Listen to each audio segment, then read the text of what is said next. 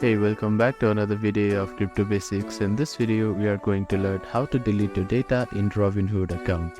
First of all, open up your preferred web browser and head over to robinhood.com.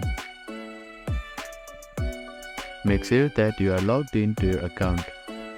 After that, click on Account Options, which is at the top right corner of your screen. Now, click on the Settings options from here. Make sure that you are under Security and Privacy option. Scroll down until you see Request Data Deletion and click on it. You will get an interface like this.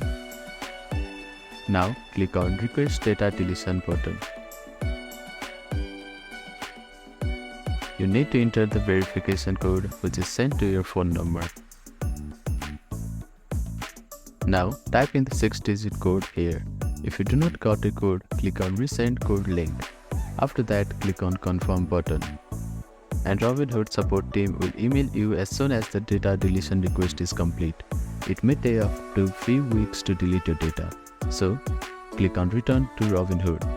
So that is how you can request for data deletion. As you can see here, it is in progress. After it is completed, you will get an email. Thank you for watching this video. Please do not forget to like, share and subscribe to our channel and comment down if you have any queries.